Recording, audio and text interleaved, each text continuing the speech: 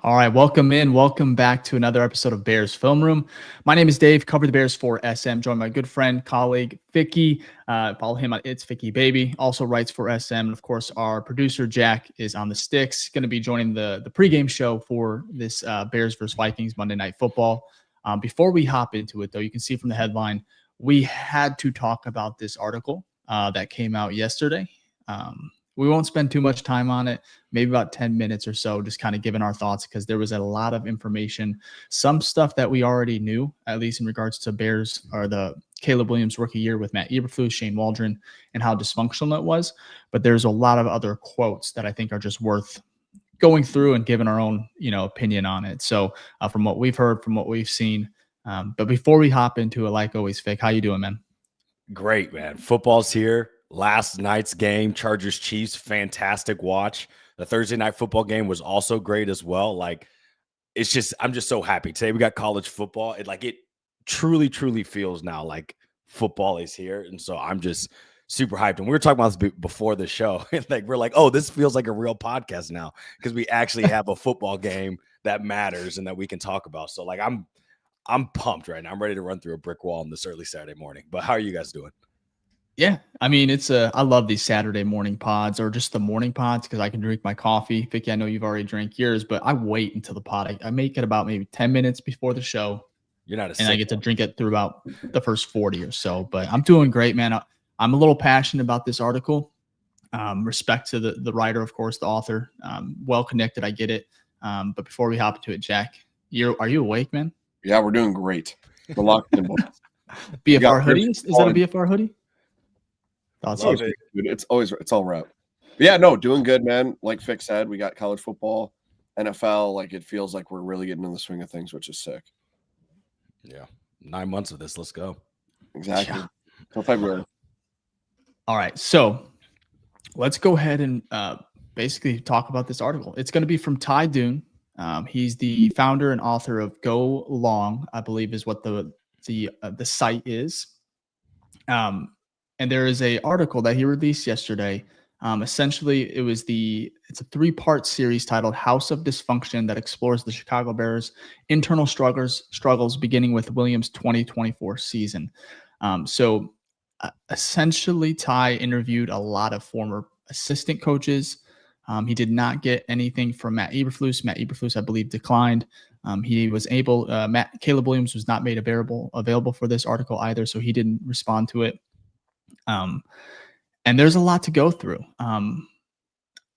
Where do you guys want me to start? Essentially, it just paints Caleb Williams and actually Ryan Poles in a very, very negative light. Let me just go through some of the details of it. I do suggest you guys go ahead and read his article. Even if you don't agree, I think it's good to see both sides. And it's not like he's making this up. I do truly believe he spoke with, obviously, assistant coaches. I don't know if they were all very fair in every evaluation or quote, just because, of course, they were fired. It didn't go great last year. Seth Wickersham. Is that right? Yeah, from ESPN. His book is releasing or has already released in the next couple days, right? Yeah. I'm not sure if it's out now, but it's going to be out, I think, the day of Monday Night Football, unless that time frame's changed. But so the piece, according to former Bears coaches, Williams had trouble with basic tasks during OTAs of his rookie year, forcing the staff to simplify the playbook and even adjusting the snap counts to suit his preferences. One particular incident on December 26th of last year during a 6-3 loss to the Seattle Seahawks highlighted those tensions. Interim head coach Thomas Brown reportedly clashed with Williams on the sideline so essentially the rookie refused to engage back with the conversation. Thomas Brown, they were talking on the sideline. Brown became frustrated and told him to get his I think he said his effing ass back here. Williams then simply walked away. There's even more. I guess I can just read it, actually. Let me read you the verbatim here. So Thomas Brown tried to explain something to Caleb Williams. Williams wasn't having it. And so as he had done many times to many coaches all season, Williams turned his head and walked away. So this wasn't the first instance, I guess, Williams had acted this way. Shane Waldron, before getting fired as offensive coordinator, used to stay quiet. He was kind of walking on eggshells. He didn't want to push back on Williams. So before getting fired, He used to stay very quiet. However, Thomas Brown is a completely different coach. He's basically a stern, blunt, old school coach who believed his 22-year-old had crossed a line of disrespect.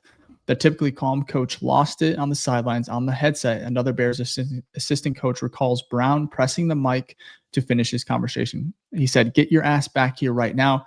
Don't fucking walk away from me when I'm talking to you." Unfazed, Williams, what is that word? Sashayed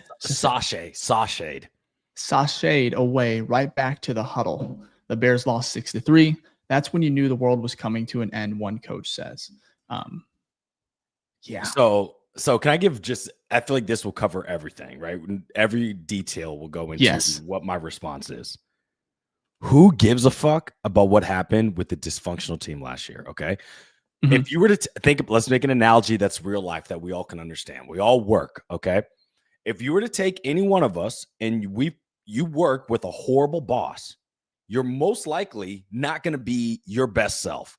You may start to be petty. You may fight back. You may do things that you're not proud of because you're in a hostile environment. That's human nature. People react crazy at their worst, okay? So is there some truth to Caleb doing X, Y, and Z? Probably. Is there truth that the Chicago Bears as an organization was dysfunctional as fuck? Absolutely. It wasn't working. I'm sure everyone across the board was not in their best mind state, right? We heard Jalen Johnson, basically bitch at Matt Eberflus. I don't think you would see JJ doing that to Ben Johnson. So my point is this. Yes. Is there truth to that? Yes. There's probably truth in there. Is it all true? We don't know, nor should we care. The thing is, we all understand that team last year was dysfunctional as hell, and that's why they cleaned house and brought in Ben Johnson. This article does nothing to me because now you have new leadership in, right? You have a new manager, right? You have so now I'm hoping that Caleb in his new job is getting the help and support and the resources, and therefore he will thrive in his best self. And it's not just Caleb, it's all around. And we talked about this. The biggest move of this offseason was getting Ben Johnson because just the addition by subtraction elevates everybody's level of play to closer to their ceiling. So this does absolutely nothing for me. And also the terms that he used is why it also feels it might be a little bit biased, saying sashayed and a zesty gazelle or something like that, right?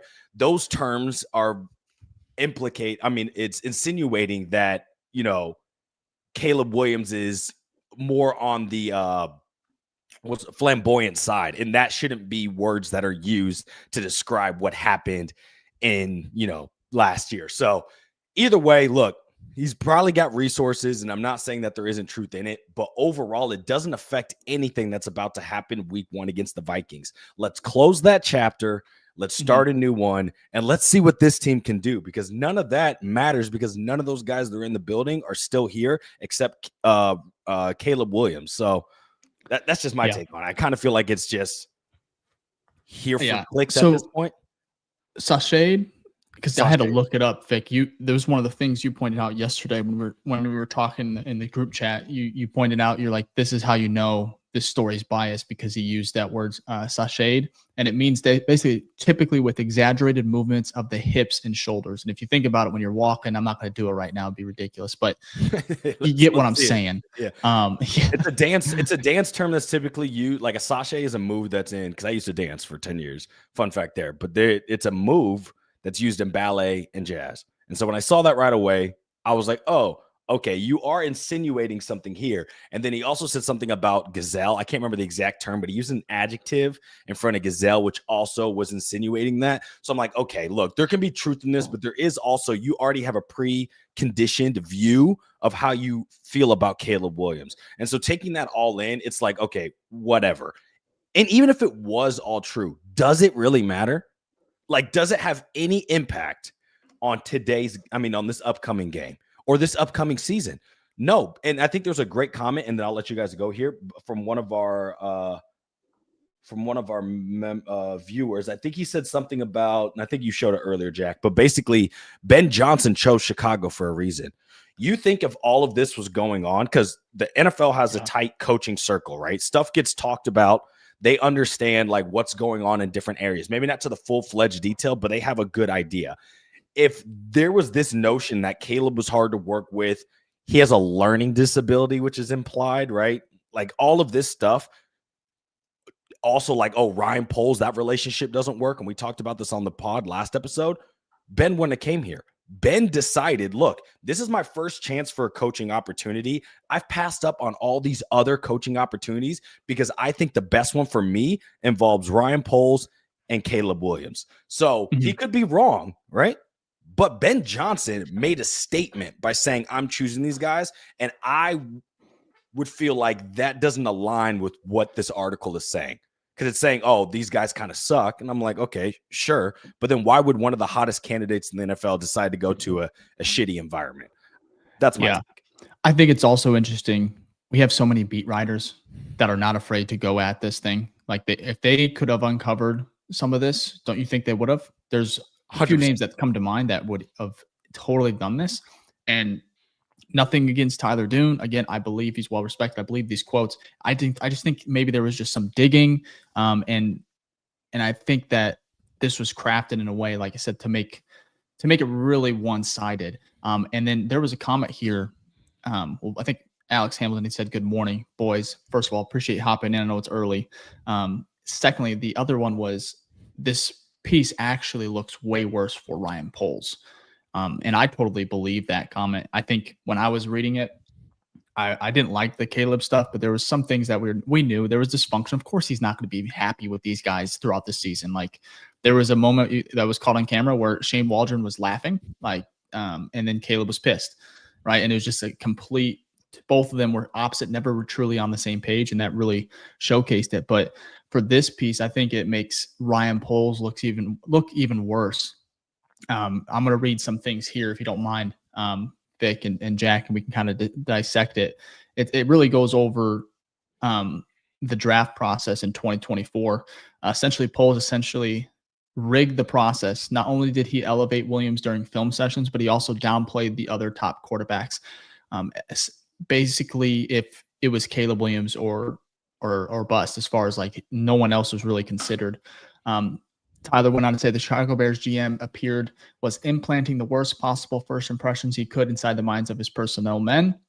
It wasn't pretty under constant duress. He completed less than half the passes versus Clemson. He ran for his life versus Miami. Clicker in hand at the center room, Poles repeatedly hit rewind on errant passes, and it didn't take long for those echoes of G's to turn into outright laughter. They made fun of him, says one of the Bears scouts in the room. They laughed. The GM laughed Drake May off the screen because this was about Drake May. Another quote, not once sources in the room said, did Poles open up the floor to ask a simple question. Who's a better quarterback, Caleb Williams or Jaden Daniels? Jaden Daniels was clearly a better quarterback, says one scout in Chicago. If he didn't want to go with Drake May, Jaden Daniels was clearly a better quarterback to anyone with an eye. People inside the building weren't naive. They recognized what Poles was doing, and it threatened to cripple the evaluation of the most important draft pick in Bears history. Kind of goes on, and basically Caleb Williams' draft pick was the most embarrassing lack of process, a fair, impartial process to scouting that I've ever seen in my life. There wasn't any type of actual comparison on a fair slate to which quarterback was actually better. They had it all lined up. It was a rigged trial. Essentially, Ryan Poles, and it's very known that he loved Caleb, even when he wasn't even, I think in 2022, when they traded that pick for Bryce Young. Caleb couldn't come out at that time, but he liked him then. So I think this is pretty damning as far as here's my vision. Though. Which, sure, that's fine. But guess what? It'd be different if this came out and it was the selection of Mitch Trubisky, where you're like, why did he go first? Yeah. Caleb Williams on 99 out of 100 people, right? Board was one. So even if it was rigged towards Caleb Williams, the consensus all around was Caleb Williams won overall. So again, if he would have picked Jane Daniels and Jane Daniels wouldn't have turned out to what Jane Daniels is now, we'd be having the same conversation. How could you do that? It's Mitch Trubisky all over again. So he took the safer route as a GM, right? If the process was rigged, it was rigged. But either way, the result would have most likely been the same. 99 out of 100 times, number one team selecting in that draft would have picked Caleb Williams. So I don't know. Jack, I don't Jack, go ahead, Jack. What's your thoughts on both Poles and Caleb from this story? The chat's kind of nailing it in that the timing's so odd to me. Where like this was like, what'd you say it was? Was it December, January, something around there? Because it would have been like end of season. But regardless, like it could have come out then. Like it was public information. You even said it, like a lot of beat writers would have picked up on this. So to me, it's kind of like bullshit and just like, I don't know, not to be like too harsh, but it doesn't matter to me, I guess, at this point. Like Fick said, like it was such a toxic season. So that alongside with I'm already on next season and like it's a whole new staff, whole new team. Like I'm riding with this. I don't give a fuck. You know what I mean? Kind of that. For me, I think this stems from Caleb a little bit. Not sure where Ryan Poles. I think Ryan Poles is just catching strays. Just he's a GM. It's perks of the position, similar to being the number one overall pick. But with Caleb, do you remember when he made that comment, which he cleared up? It wasn't. I think it was taken out of context about him no one showing him how to watch film last year, the coaching staff. But it really blew up. And no matter what, even though he came back and kind of watered it down a little bit, that quote went crazy. It was super viral, and that whole everyone was laughing at Matt Eberflus, Shane Waldron. I think some of these assistant coaches are doing what they can to just maybe fire back a little bit, and they get to do it anonymously. They don't get to put their name out there, which I don't really like. I think that's such BS. If you're going to talk about a guy, like, stand on business. Just come on, like. And I think Tyler Dunne said that you get the best, most honest quotes from guys when it's anonymous, but I just don't think that it's just hard to believe. Like, just put a name to it, and that way we know. Like, anyways, that's just my thoughts process. I think it's just bitterness. Some of these guys are trying to get back in the league. Obviously, last year sucked, but I agree to come out a couple days before the book. Am I right on that, or is it the book? Yeah, I thought it came out Monday. Yeah, it comes out right before the game. It is bizarre. Now it's up to Caleb, Ben Johnson, these guys they go out there, beat the Vikings at home on Monday Night Football, and they play really well. This whole story goes to bed. Who the fuck cares? And it's 1-0, and we're on to the 2025 season. So that's a great point. I want to say this last thing because he wrote a hit piece on, that's what Packers fans are calling it, Aaron Rodgers. And I don't think this is what's going to happen to Caleb Williams, but Aaron Rodgers went on that season to win MVP, and then the following year, he won MVP again.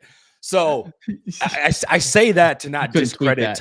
I know, right? I say that to not discredit the people that write these articles. The point is, the NFL is results based. If Caleb goes out there and balls out on Monday night, or he has a great season, it doesn't matter what any of these stories are, right? I bet you Tom Brady has tons of crazy stories about the psychoness that goes on with that man. But guess what? He has 6 rings. So does it matter? No. So again, it doesn't bother me until these stories don't hold weight until we find out, like, oh, we had 3 bad seasons in a row, or Ben Johnson didn't work out. Here's the context to why that didn't work out. But let's give this team, this new regime, a chance, and let's see what Caleb and company can do. Sorry, I had to unmute myself. I agree. I didn't want to spend too much time. I think we're about 20 minutes on this one so far. So if you want to read it, I highly suggest you do. There's a lot of insight into Halas Hall. Whether you believe it all, that's totally up to you. I think a lot of Bears fans, I'll say 90%, are kind of sweeping this on the rug. They don't care. And there's other ones that are, I don't know. Everyone has their own opinion, but for me, go ahead and read it. And I think that's about it. I think as far as the details, there's a little bit more, but I think we hit some of the main key themes here. And I think part 3 is coming out today. I'm not sure, but essentially it's going to go through an overview of Halas Hall. So not just the GM, but I think the Kevin Warren, all the stuff. Staff, Kevin Warren, analytics department, the business advertising department. I don't know what we're going to get from it, but it should be interesting. But yeah, I bet it won't be great for us. I love this right here. Let's talk about how much of a sicko Ben Johnson is from that UFC video. That was actually the story I wanted to lead with. Before we get into our preview show, last night or yesterday from The Athletic, there was a snippet that was shared that Ben Johnson used a clip from UFC 239 playing on every TV at Hallis Hall the morning of the Bears joint practice. And to give context, the day before in their meeting, he showed that clip and basically was like, hey, I want to set the tone early. And if you don't know what that one is, it was Jorge Masvidal versus Ben Askren, which get well. I think this was before the news came out about Ben Askren, where he took a knee to the face, flying knee, knocked out in 5 seconds. Yeah. But it was about setting the tone. And I love that. Anything we want to, I mean, I don't know if we want to say much more, but no, it's almost like the opposite though of what I remember. You remember the Mitch Trubisky turn off the televisions era, right? I thought about that too.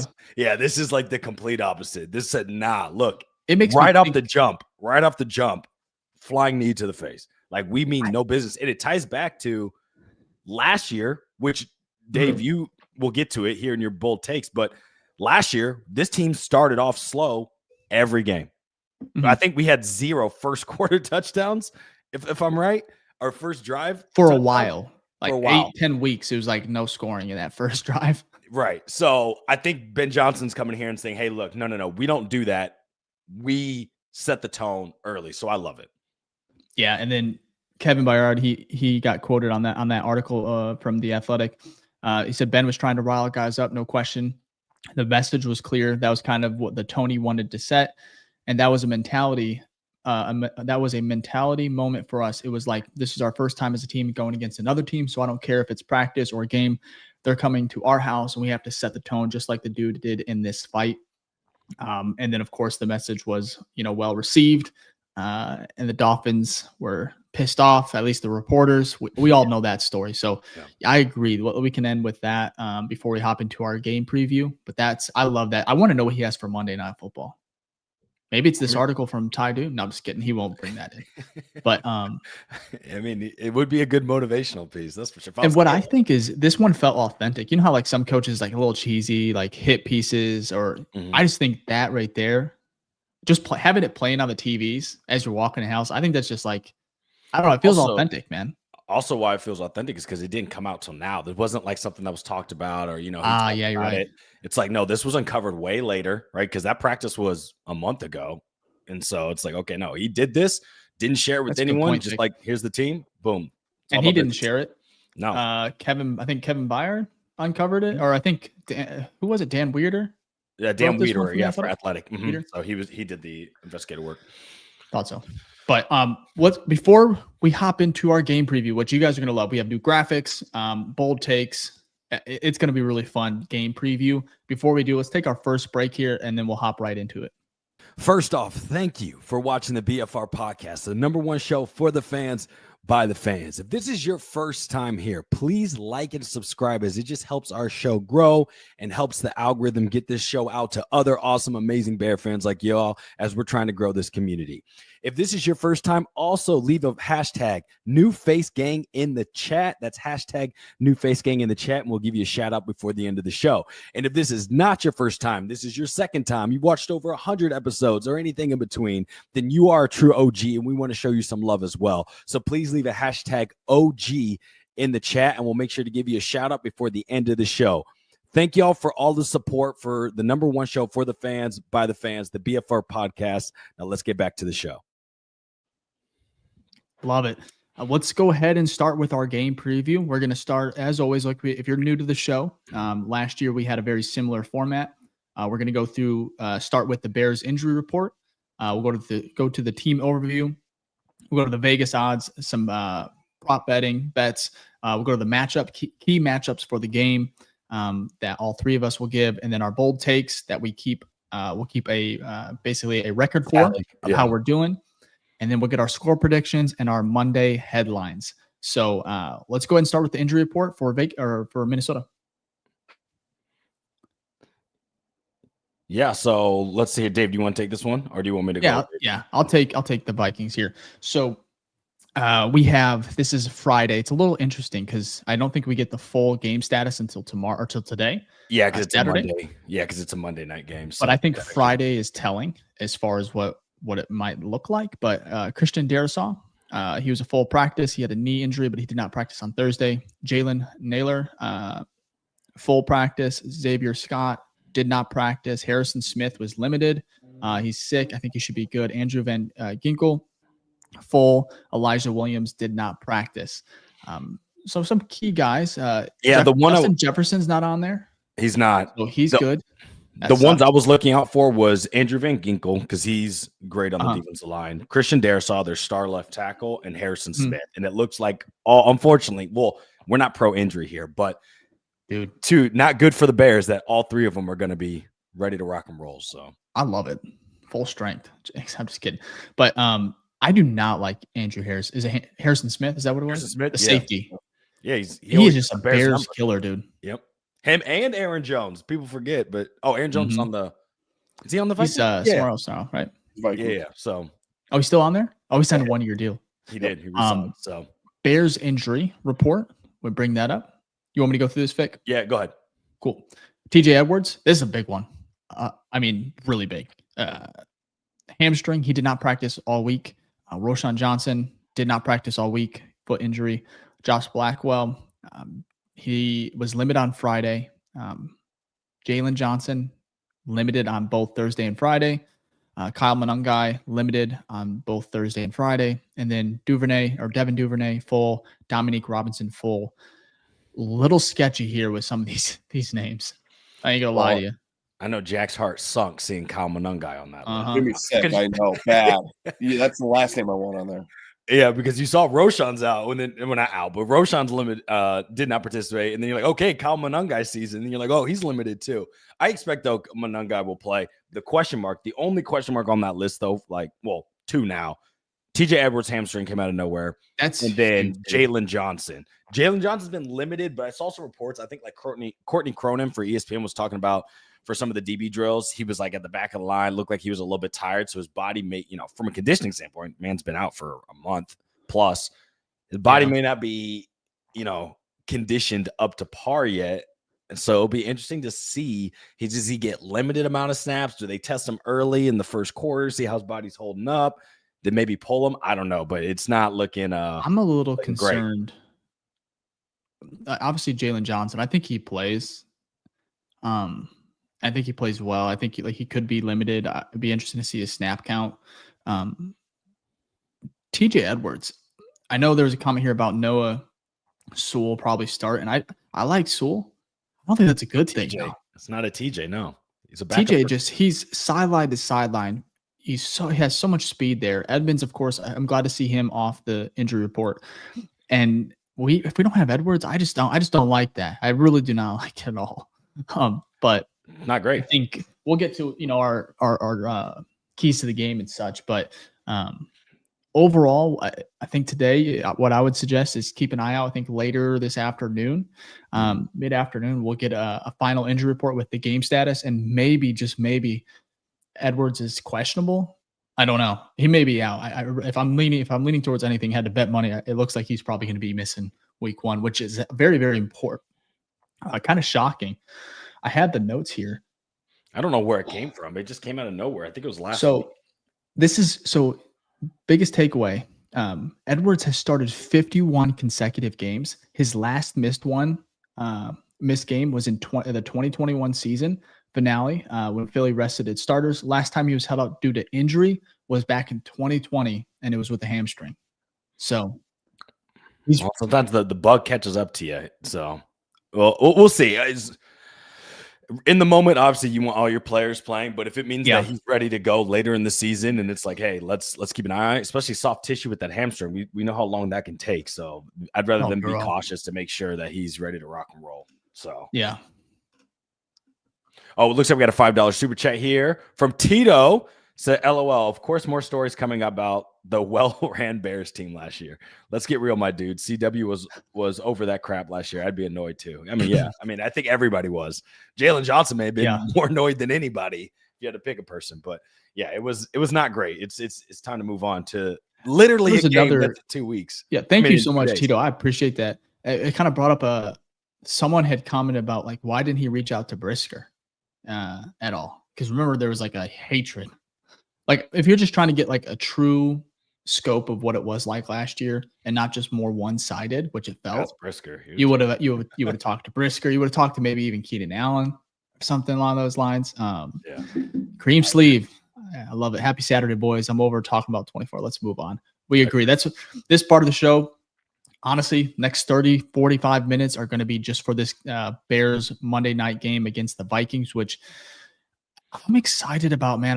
It really just feels so far away, though. Like, 'cause tomorrow's Sunday. It's football. You get college football today, but it's like, oh, wait. We got to wait Monday. Yep.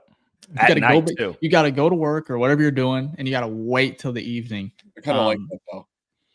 I like being on the main stage. It's like that's what I mean. Yeah, it's like this, not a Super Bowl, but it's like when you're on Monday Night Football. I think it's even more solo than like Sunday night, because you watch football all day Sunday, and you're like, oh, more football. Was our Monday Night Football game against the Commanders, or was that Sunday night? Thursday night, right? Monday. Was it Thursday night? It was a prime time. I know. No, it may have been a Monday, but it was Joe Buck, wasn't it? Yeah, Joe Buck isn't Monday. He's Thursday, isn't he? No, he's not. It was a Thursday night game. I can't remember. It was Sunday. It was a Sunday night. It was a prime time. It was prime time, though. So let's someone tell us. I mean, someone's gonna know. Yeah, we're out here discussing every Wednesday night, Tuesday night. Funny. All right, let's get to the team overview real quick. Okay.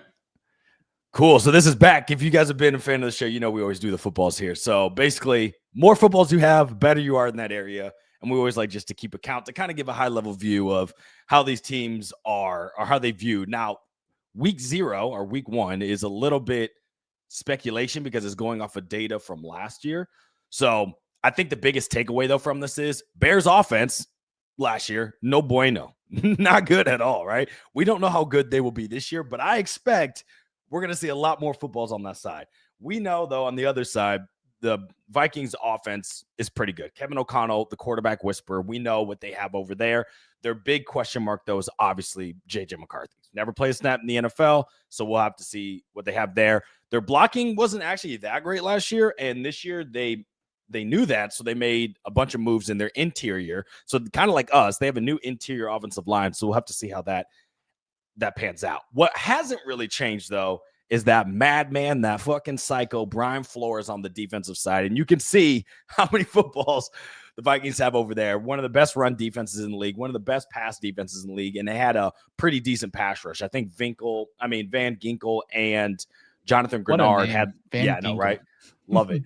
And Jonathan Grenard had like 23 sacks last season. So, yeah, these guys are – that side of the ball, they know what they're doing. So, our side, defense, we'll have to see. Again, a lot of question marks for us because we have a new OC, we have a new head coach, and we have a new defensive coordinator. We're hoping it makes every side better than it was last year because it can only go up from where we were last year, but we'll have to wait and see. But that's our team overview. Anything stands out on that? Anything? I mean, it's week 1, so a lot of it's just. I have a question for you, Fick, because this is week 1. The footballs that you put on there are basically from last year's stats. Correct. Where they're at. So it doesn't necessarily mean, obviously there were some changes. I think the Vikings defense still going to be. Yeah, I think that's a fair point. They're going to be good. It's going to be a tough environment, tough team side of the ball to play against. However, Ben Johnson has consistently dropped 30 points a game. But again, only guy to beat Brian Flores. He was with Detroit. But those stats that you're seeing from the footballs, I think Ficky pulls them from PFF, all these sites, right? You just bring it all together. And then that's how we get, 1 or 2. Now the Bears are, if you were with us last year, there was times where I don't even think we had a football. Well, we only had one on offense right there. So I think it's a fair representation of how we look near the end of the season. I think the highest we got was like a football and a half at one point. So it's not great. But that's the data that he's using from last year. Of course, we don't have anything from this year, but as the season progresses, we will better. We're going to use only 2025. Of course, this being week 1, that's where we got that data from. So to give a little back.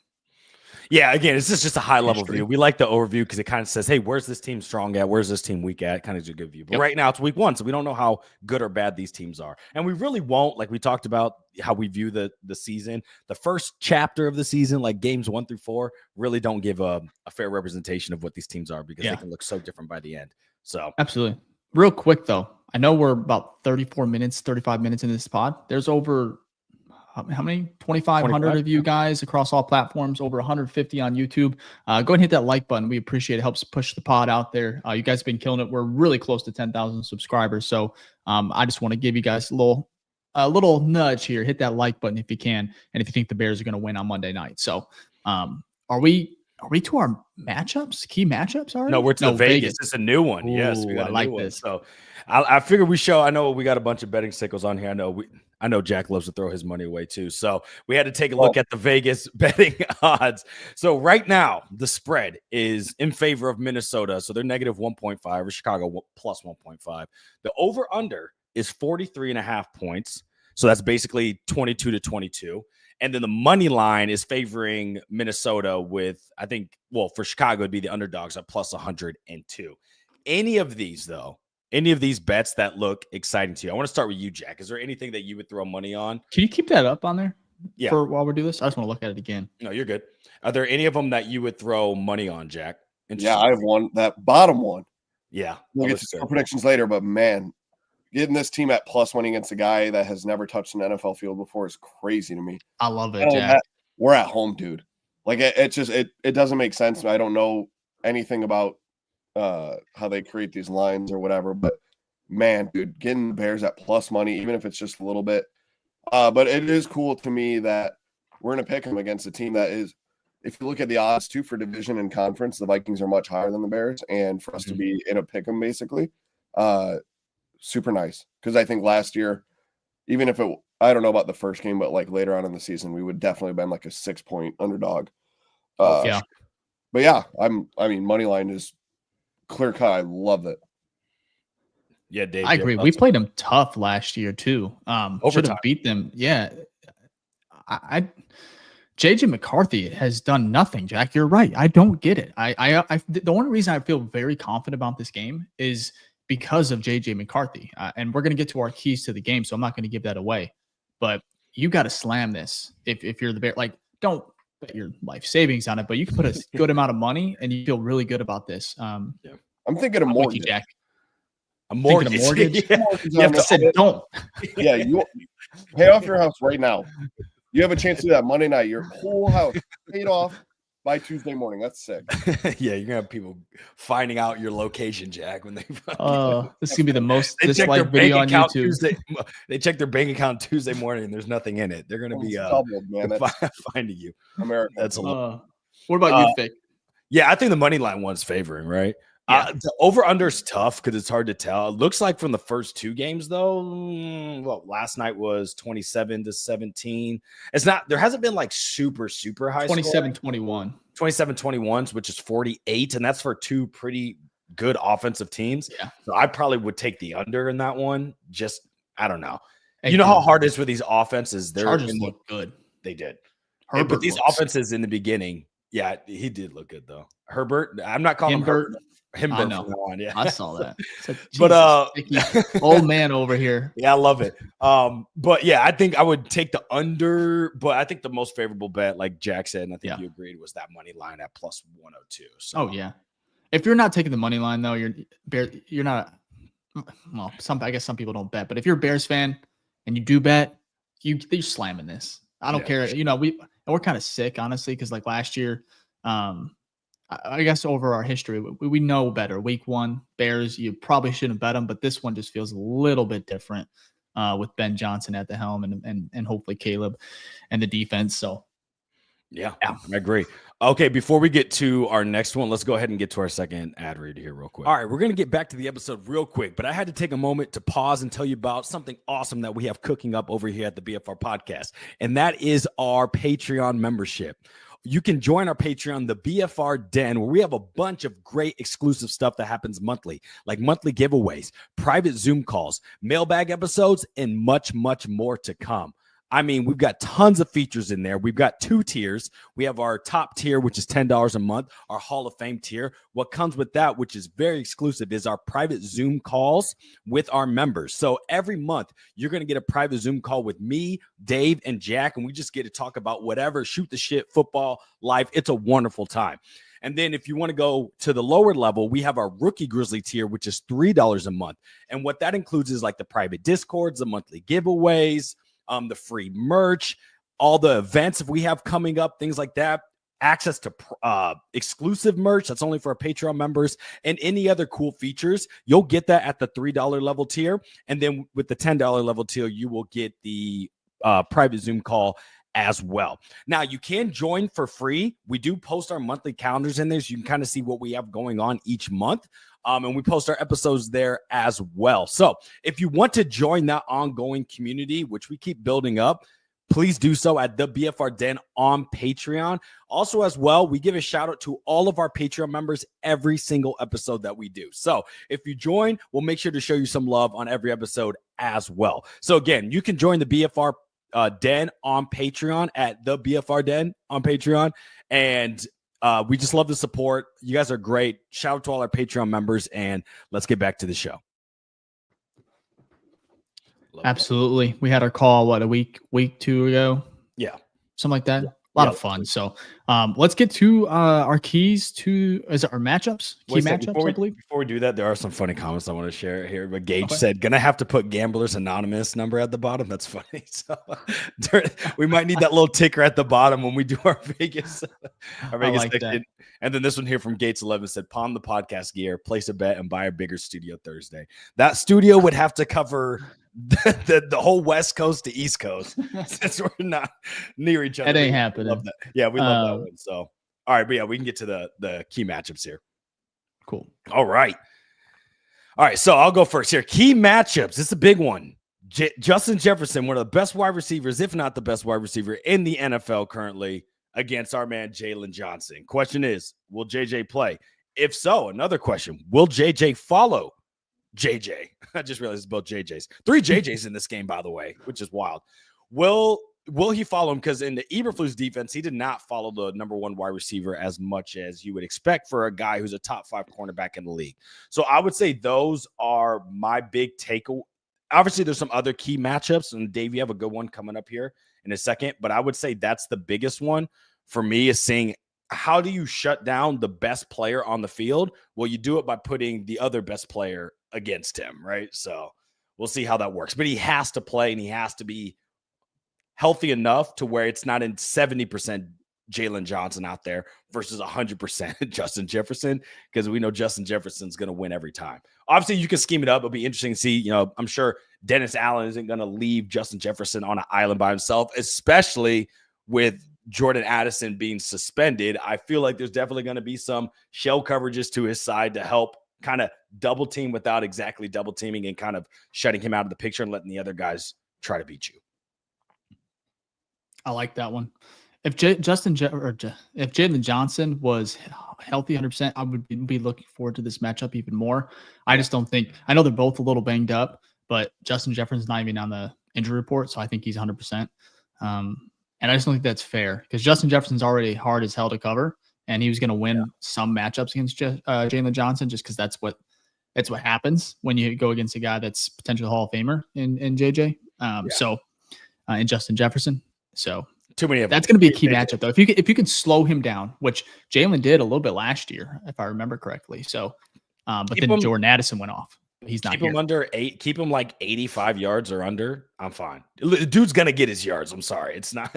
You're not gonna shut down Justin Jefferson. I just need you to not have Justin Jefferson be the number 1 option of that offense. Yeah. All right. Let's get to Dave. Let's see what you got. Yeah. This is the key matchups from me. Bears O-line versus the Vikings D-line. I really feel good about the Bears interior. I like Darnell Wright, of course. It's that left tackle position that's a little worrisome, but I think this is the game where if you can protect Caleb, I think the Bears should win, and they not blow him out. But I think as long as he just gets the protection, I think we're going to be fine here as far as just being able to compete with the Vikings. But if it goes, for some reason, we just have miscommunication, it's like a 5-6 sack game, we have no chance, And so for me, that's probably, and it's the first time these guys are playing together, like for real, in a real game against, of course, Brian Flores' type defense. It's going to be a really, really tough first matchup for them. And so I'm sure they're going to have, Loveland and even Kmet helping out as well. So I'm just excited to see what that O-line can do against a really good pass rush, probably top 5 in the league. So that's my key matchup for Monday Night Football. That's a good one. Yeah, and then mine, we did not talk about this before, so it's not copying anything. I've seen this before. Yeah, Fick, you nailed it. JJ, it's a big matchup. I agree with you that it's much more of a slow down thing, especially with JJ McCarthy having his first game. You obviously rely more on your top players rather than being able to spread the ball around. So to me, it's important that if you can take that away from him, the bag becomes a lot less because, again, like we said, no Addison, Justin Jefferson slowed down. Not many options after that. Thielen, but then there on out, there's not much. So it's really important to me that we shut him down early and quick. Yep, I agree. Kind of sad though. Now I'm thinking, I'm like, dang, Dave actually took the trenches. So I feel like I lost my king of the trenches crown. So hey, I just know ball, man. That's it. That's a good one. All right, let's get to the keys of the game. This is new. I actually like this. So, I love it.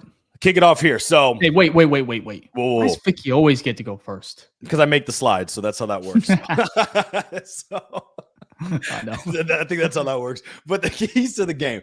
First one here is quick decisions by Caleb. Why I say that is because Brian Flores blitzed Caleb more than any other quarterback last year. I think he blitzed him at like a 51% rate, which is crazy. That's like every other player you're throwing something at him. So how do you beat the blitz? Quick decision making, knowing exactly where the blitz is coming from, understanding pressure in the pocket, deciding who you're going to, find the weakness, and deliver the ball. When Caleb looked well in the preseason, like imagine that first drive against the Bills, quick decision-making. You saw it, knew where he was going, read the defense, let it rip. That's what you need to see. Statistically, when Caleb holds onto the ball longer, his efficiency numbers drop, at least last year. I know it's a whole new team, but last year, the longer he held onto the ball, the worse the outcome was. So we need Caleb to make quick decisions against this type of defense. Number two, we talked about this, limit Justin Jefferson. Don't need to go more into that. Just don't make this guy be a stat line of like 2 touchdowns, 150 yards. That's going to be hard for you to win when he's doing that. And then the final piece here kind of goes to the first one. Keep Caleb off his ass. Dude was sacked 68 times last year, third most in NFL history, right? You invested a shit ton of money into your offensive line. You need to help that pay off. And why I say it's even more important is again, Brian Flores, the number one leader in blitzes last year. And then you tie that into how much he blitzed Caleb as a rookie quarterback. Expect to see him send more and more pressure this game. And so we just need to make sure that Caleb's the faster he can deliver the ball and make a decision, the less likely that those guys are going to get to him and knock him over and get him on the ground. Those are good. I like it. I like the Caleb Williams one. I think that kind of goes into my key matchups, trying to keep him off the ground. It's simple as that. We haven't really seen him. Well, we have last year in kind of spurts where he was able to really throw the ball around when he was getting that protection. And we saw it all throughout training camp, even some of the preseason, where you look at those pockets like, nice. We didn't see that last year. And the At consistency at what we're seeing it too is what's encouraging. So I like it, Fick. But yeah, let's get to my keys to the game, the real keys to the game, some are saying. But again, before we do, hit that like button. We have almost 180 of you guys on YouTube watching live. If you can hit that like button, we appreciate it. So get pressure on JJ McCarthy. I think this is huge. We talked about him being a rookie, his first ever start. I'm not counting any preseason reps. This is the real deal. You're going against guys that are a lot faster. Obviously, Montez Sweat, Grady Jarrett. Obviously, the Vikings have weapons, but if you can get to JJ McCarthy, he won't have time, to be able to throw, or he makes a bad decision, right? We have Jalen Johnson, Kyler Gordon, being able to jump a route because of a bad ball or just the pressure that the Bears might be able to get. And we've talked about the D-line all last year or all offseason, where is it enough? Can they get to the quarterback? That's what we need to find out here. And I'm not saying they need to get put on a historic performance, but I'm just saying 2 to 3 sacks, maybe, obviously some more pressures, QB hits, just making them uncomfortable right there, because the last thing you can do here is allow JJ McCarthy to feel calm in the pocket, right, and safe. I hope to God the Bears can get to him. Otherwise, we might see this rookie. I keep saying rookie. We might see him actually be able to pick apart a Bears defense just because we can't get to him, and that would just piss me off so much. So, key number 2: establish the run. Who's going to be running the ball? Probably a lot of Swift. We'll see a little bit of DJ Moore. I really hope Monangai and Johnson Roshan are able to, at least one of them is able to get back there and help. Otherwise, I think we're going to see a lot of Swift, DJ Moore back there, maybe some end arounds to like Burden or something along those lines. I think they need to establish the run. The reason is it sets up play action. So Caleb Williams, we saw him a little under center, of course, all throughout training camp, a little bit in the preseason. I think if they can just get that run game going, there's going to be some big plays out there, especially with all the weapons that we talked about. So for me, I think that's just my keys to the game. Did I not have one more, Fick, or no? No, I don't think so. I think it was a 3. Let me see. You can bring up one if you have another one. No, I think that was it. I will say though, I do like the 2 and 3 because last year Ben Johnson, well, actually in Chicago, he ran play action more than a lot of the Lions. I mean, more than the NFL, and that was very impactful because that's where you get your big plays. But Dave, you got another one? I did, yeah. So when I sent it, I said get pressure on JJ McCarthy, and then I meant to establish the run early to set up play action as just one. The other, my third, which I guess is fourth if you're looking at it this way, but was to get Caleb Williams in rhythm. Yeah, and I think did anybody else touch on that, or did you touch on that a little bit? I just think getting him in rhythm, easy layups, just getting this guy going. I think he's similar to like Fields, where Fields would get going when you just got him into rhythm. I know they're two completely different quarterbacks, but I think just that would really help him, especially calming him down a little bit. It's week 1, national stage. I know he says he doesn't get nervous, but I mean, he's human. So if you can just get some easy completions to start, I think we'll get to see the best of Williams then. Well, I think that's a great one because last year we saw that so many times where Caleb would make the crazy plays, right? The home runs. And you're like, wow, that's awesome. But then the easy check downs, he either wouldn't throw it, right? Didn't see it was open. So get those, get those little chunk yards. Where I'm encouraged though, because Jared Goff last year, one thing that Ben Johnson was easy to do was to find those easy completions where Goff is starting games 8 for 8, 10 for 10. Yeah. I mean, there's one game where he didn't, he was 26 for 26? Yeah, he went crazy. Yeah. Almost. So for me, I think if there's one guy that can really help Caleb get going early and dissect and put a plan together that's going to make it easy for him, I think Ben Johnson's the guy. So hopefully we see that.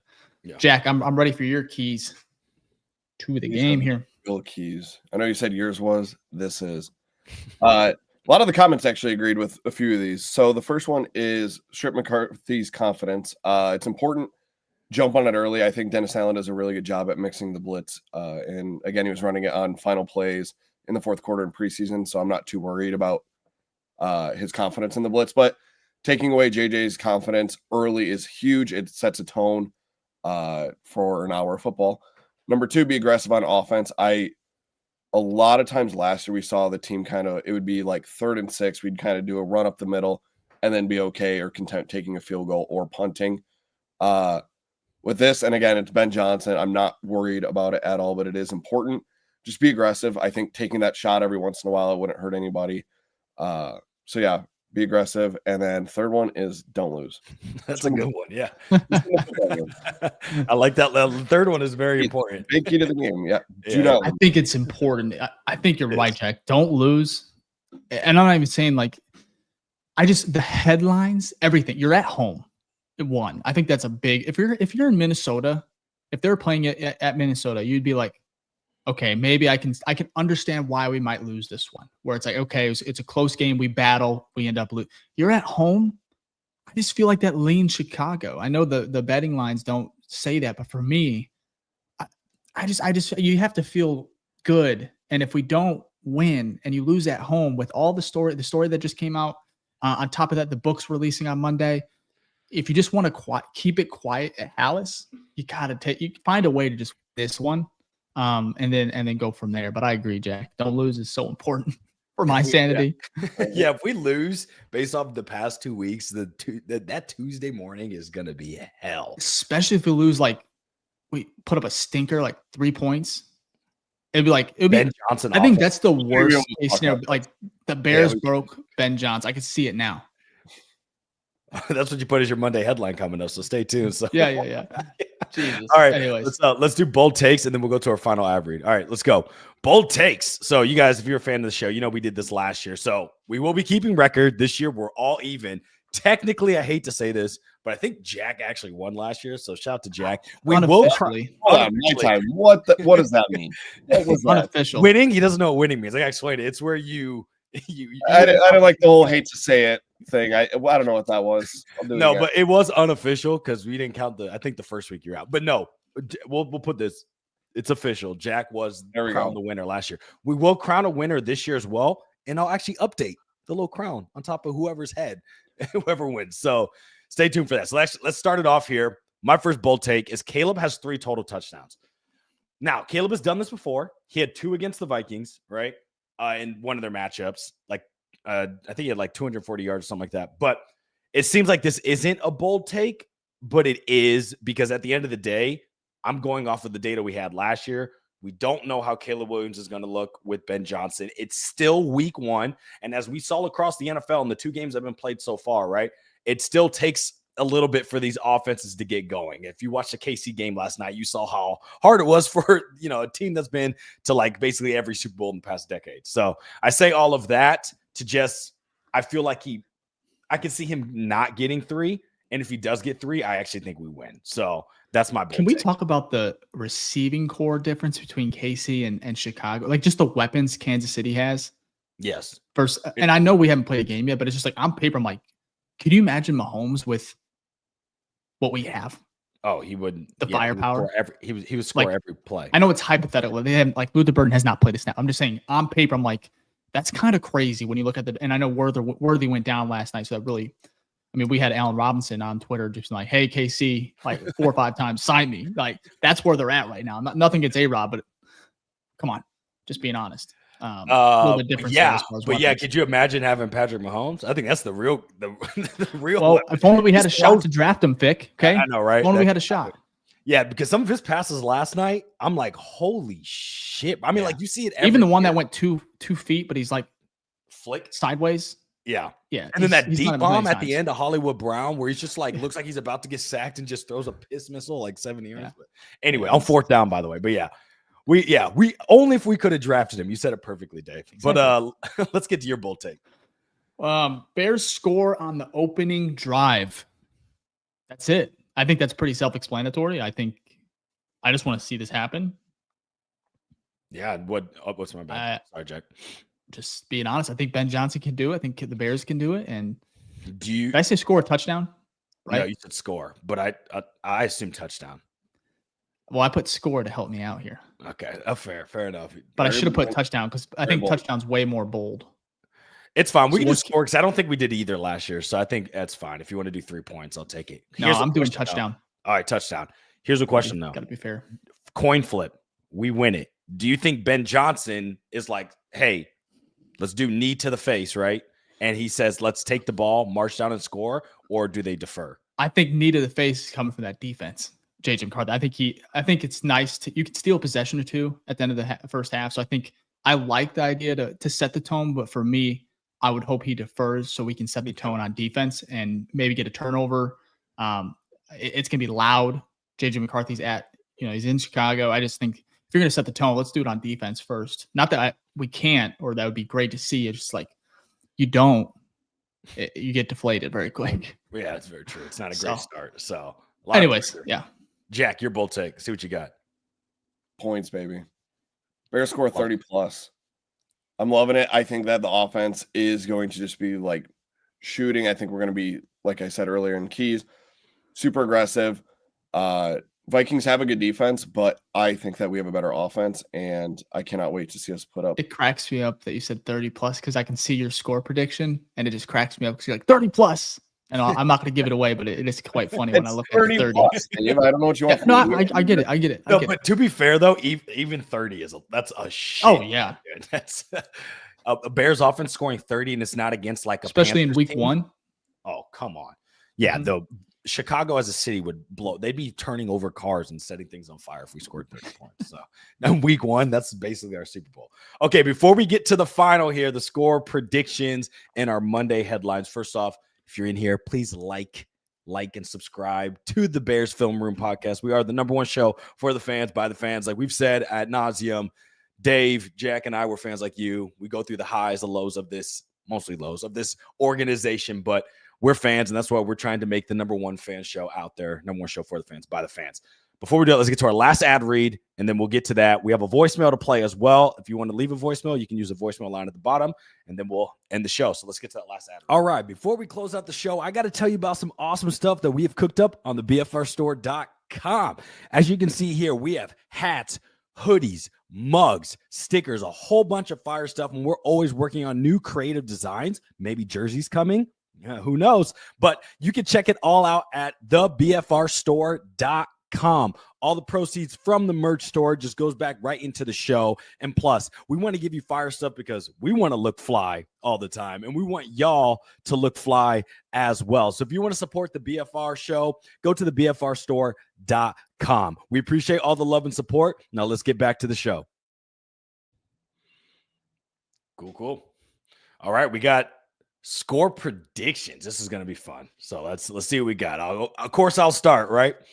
Let's see what I have here. I have the Bears winning 21-17. I don't think it's going to be as high scoring. I actually think there's going to be a couple of drives that we're going to be like, oh my God, here it is. We're the same old Bears, right? Because it's not going to look good. Some false starts, penalties, blah, blah, blah, blah, blah.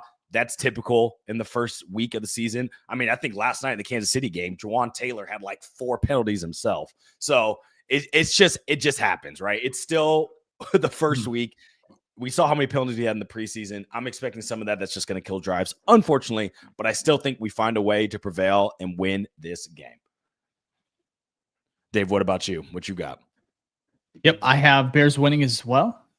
Don't feel overly confident in this prediction. I'm just leaning towards Chicago at home. Like I said, that was a difference maker for me. 27-24 Bears, and we feel good. Last second 60-yard field goal by Cairo Santos, right? No. Last almost a heart attack because the Vikings almost come back and win. That's what I feel like. We're holding on to it, and we get like a JJ McCarthy strip sack, something like that. To end the game. That sounds about right. On the 5-yard line. Also, timeout. Also, sorry, I was thinking of Cairo Santos 60-yarder. How about that 59-yard rushed field goal last night? Wasn't that crazy?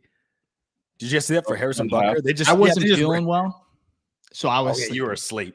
What happened was, Dave, was basically it was the end of the half, and they had no timeouts left, and one of the wide receivers, it may have been Hollywood Brown, got tackled inbounds. They rush out with like 6 seconds. The whole field goal unit, Harrison Butker lines up and kicks like a 60-yarder, and it goes through in like 4 seconds. It was crazy, but I woke up like middle of the night, like 2 a.m., and I was like, let me check the score. Who won? So I'm like looking for my phone. Anyways, Dave recovering. So, anyways, good stuff. Let's see, Jack, what you got? 30 plus. Doesn't matter. It's 30 plus. Don't want to hear it. 31-23. I think that, like I said, the offense shows up. Obviously, the Vikings have enough star power to put up points themselves. Obviously, way over the over-under that we talked about earlier, but still think 31-23 is feasible. So we all see this being a close game, though, which I think is fair. Yeah. If I had to lean, I think it could be, like you said, a 21-20 type game where it's like not as scoring. Maybe even 17-14. I don't know. God, that'd be Bears. Week 1 is so wonky because of like the offenses are kind of rusty. Defenses are always a little bit ahead. So I don't know. We'll see though. I hope we're right though. Teams don't have their identity yet either, right? Like it takes a couple weeks to get things going. So again, the team at the beginning of the season never looked like the team at the end. Yeah. We just need to find out the why. That's it. All right, let's get to the Monday headlines.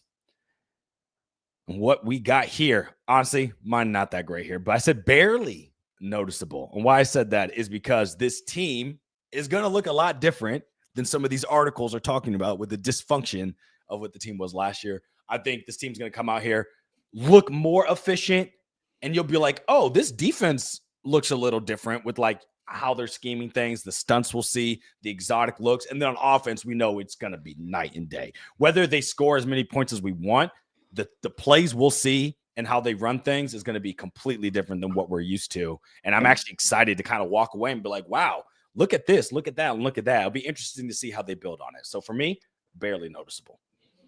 I was looking at Jack's. I can see it. I'm not giving away. It just made me laugh because the first time I've seen his headline for Monday. All right, let's go to yours, Dave. That was fun. I just think the Bears obviously going to score points. 27 is what I had predicted. I think that There'll be some fireworks. The Bears win. You're at home, 1-0 against a very, very good divisional opponent. Like you said, Jack, these guys are second and third in the conference predicted to finish. I think that would be a fun win. So that was my headline. Love it. Love it. Now, Jack. JJ McCant. You know what? I was just looking at it too when we were doing the segment. I airballed on JJ McCarthy. I airballed. That's where it should have been. That's my fault. Dude. I know. That's on me. It's the first game. You got to let me warm up. Yeah, fuck JJ McCarthy. That was pretty good. AJ McCarthy. That was such okay, that's a pretty good one.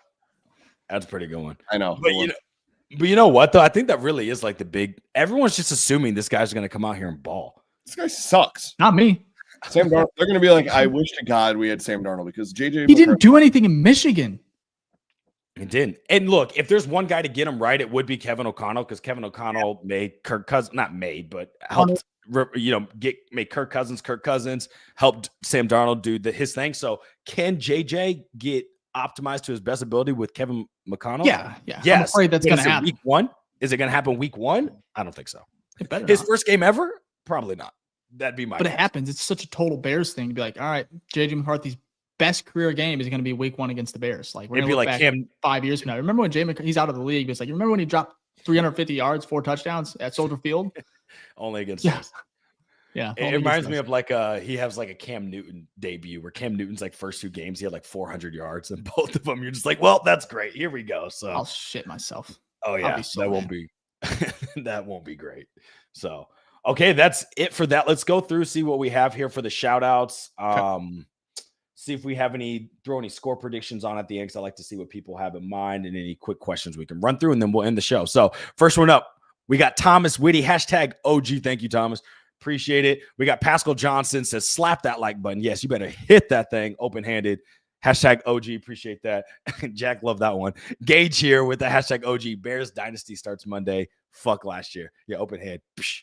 So for all y'all that needed a visual, Steve, Alex Hamilton, #OG. Can't wait for Monday night. Isn't that like the theme song? Can't wait for Monday night. Anyways, Steve 34 Bears said, liked and subscribed. Appreciate it. Sunday night. Thank you. Devin McGovern with the #OG. Also, Steve, thank you for new face game. We appreciate that. Thanks for joining. And then let's see here. We need to also got to give a shout out to our Patreon members. So let me pull this one up. Let's do the Hall of Fame Grizzlies. Gave a shout to y'all because y'all are awesome. And also, before I even start, Dave Davis, new to the Patreon, Hall of Fame Grizzly member. Shout out to you. I got to give love. That's another Dave. So I got to keep that in mind. We got 2 Michaels, 2 Daves. We got the notification that Dave joined the Hall of Fame Patreon, and I got that. I was like, me? I thought it was you, and I'm like, why is he, I didn't sign up joining? But awesome, we love that. Dave Davis in here, but we also got to give a shout to the true OG Hall of Famers that have been here for a minute. Michael from across the pond, Gage, I saw you in the chat. Appreciate it. Phil, I need those again. Sorry, ran out of time. Phil, Michael Berry, Thomas Whitty, I saw you in the chat, and then Tito gave the $5 super chat. So appreciate y'all as well. Y'all are fantastic. And then, of course, we got to give love to our rookie Grizzlies as well. I saw Alex in the chat, so shout out to you, Alex, Chris, Jason, and then of course Caleb. And again, if you want to get a shout out on every single show, you just join the Patreon. $3 for the low tier, rookie tier, $10 for the Hall of Fame tier. Dave, if you're watching, you'll get ready for our private Zoom calls that we do every month. You'll be a part of that. So every one of those guys that is on that Hall of Fame tier gets those private Zooms with us. So appreciate y'all. Y'all are awesome. Join the Patreon if you can. It's great. Also join our Discord, which is linked in the show as well. And it's on our Twitters. The Discord is free to join. A bunch of great stuff in there. We have a fantasy league that we just started up in there for the users that were in there. A bunch of other free stuff. And we just like to chat during game days and things like that. So it is awesome. We do have Tony Rome on here as well. I said, I'm loving the podcast. Shout out to you. And then also Bears fan Goomba just liked and subscribed as well. We really do appreciate that. Again, #1 show for the fans, by the fans. We ain't shit without y'all. Y'all will make this show thrive, and we want to keep bringing value to y'all because, again, we're fans like y'all. We go through the highs and lows. We love everything about this team and hate things about it as well. So we want to keep you guys at the forefront. Now, let's see if there's some we got a couple here. We're saying so we got Plastic Rockets, #OG, run the ball. I do love that. Do want to see, I love a good DeBears. We got Nick here with the DeBears, and then let's see. I want to see if there's some score predictions. Thank you, Jack. Much faster than I am. Plastic Rockets, 31-17. I'm assuming that's Bears, so I love that. Juan Martinez, Obi-Wan Kenobi. Love that. Bears 52. Vikings 17. If they put up Bears, 52. 50 plus I don't even points. know what I'm speechless. I don't even know what I I would feel like we have to do something if the Bears score 50. If they put up 52. I might have to think about that. I'm like speechless. Yeah, we might cancel. I would cry. I think I would actually cry a little bit. Maybe sure. not at mid game, but like when I'm going to bed on like Sunday or Tuesday morning, because I wouldn't be able to sleep till about 3-4 a.m. There'd be a single tear just like coming down my cheek. 52 points. It's funny because if either team scores 50, there's going to be some sort of tears, whether it's joy or pain. Oh yeah, no, there won't be tears. I'll be pissed. No sports for me. I don't even know if I'd hop on the podcast. I'd be like, oh my gosh, I built a business around a team that's just dog shit over and over again. Oh, but yeah, that's my problem. I can do it. So that guy 44 on YouTube, 20-17 Bears. I do love that. Was there any more, Jack? I don't know if I saw any more. Oh yeah, thank you. Flex Diggs here as well on YouTube. 30-24. Bears win on a Bayard pick 6. That would be a fun game. My emotions would be crazy, but that would be awesome. So thank y'all for giving your predictions. Also for the shouts for all of you Patreon members. Y'all are fantastic. We love everything about it. We'll end the show here on a voicemail and then do our closing notes, and we'll get ready for the game on Monday. So let me go 5:17 Central Standard Time, and the Green Bay Packers have acquired Micah Parsons. And I'm here to help you Bears fans chill out just a little bit. Now, I wanted Micah Parsons. I'll make that clear. I know Dave did too. And for a moment here, we can all have a moment of silence. Okay, that's done. Fuck him and fuck the Packers. Listen, guys, we still got Ben Big Dong Johnson, and this man is an offensive savant. If we believe in him, then we have to believe that he can scheme around Micah Parsons. I think that Ben will do what needs to be done and make sure that Parsons has as little of an impact as possible. I know that sometimes you can't account for an elite player like that, but he'll do the best he can. And second of all, let's not forget that Jordan Love is still their quarterback, you guys. And he's mid. I mean, he's super mid. He's when the chips are down, is he really going to pull it out? I don't know. I know that Caleb will. I don't know if he can. Not when the lights are brightest, you know. I think he's a front runner, but maybe he'll prove me wrong, but probably not, because he's a bitch, and so is all the fucking Green Bay Packers players. Let's go. Let's kick Minnesota's ass. BFR rocks. Peace out, y'all. Love it. So thank you, Phil, for our Patreon member. That was his voicemail, so appreciate that. Again, you can send him voicemails anytime. Just hit this line down here, speakpipe.com/the BFR podcast. Just record a note. It gets sent to us, and we'll play it on our shows as long as you don't cancel yourself. So other than that, we're pretty good. Any other final notes before we end the show, boys? Anything? Nope. Enjoy college football. Enjoy Sunday without the Bears, and well, see you late Monday night to recap the game. Instant reactions here on YouTube and, of course, Apple, Spotify. Appreciate y'all. Peace.